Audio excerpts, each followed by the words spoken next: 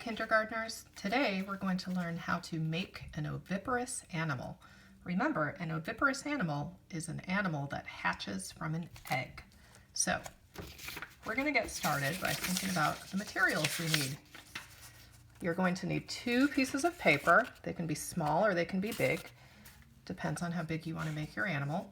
You're going to need something to draw with. You could use markers, you could use crayon, you could use colored pencil, whatever you want.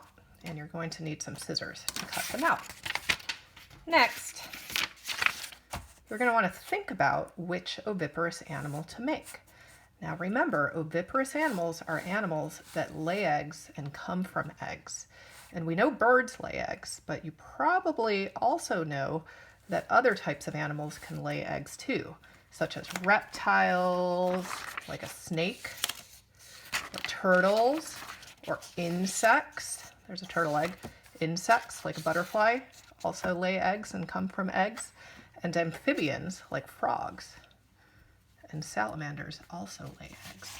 So you're going to want to think about what kind of animal you want to make. You could do an iguana, maybe a rattlesnake, maybe a crocodile, maybe you want to do a bird, a yellow warbler, Canada goose, all different kinds of animals you could choose. Today, I'm going to do this type of animal. It's called an American robin, and they make me think of spring because we have them in our yard in the springtime.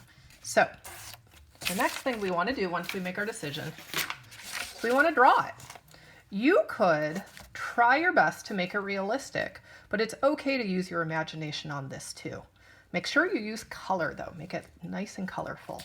So when I made my robin, you see here, I used marker to do the outline and then I colored it in.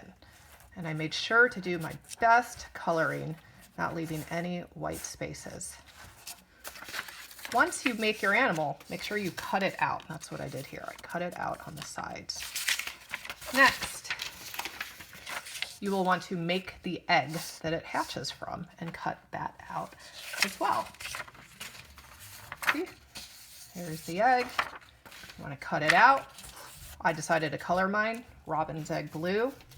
The next thing you're going to want to do after you cut out your egg is label it. Label the egg with the name of your animal. A grown-up can help you spell it, or you can try sounding out the word yourself. So, once you do that, you've got yourself an animal, you've got yourself an egg that's been labeled, you've made yourself an oviparous animal. Take a picture of it and post it to Seesaw or send an email to your teacher. Have fun!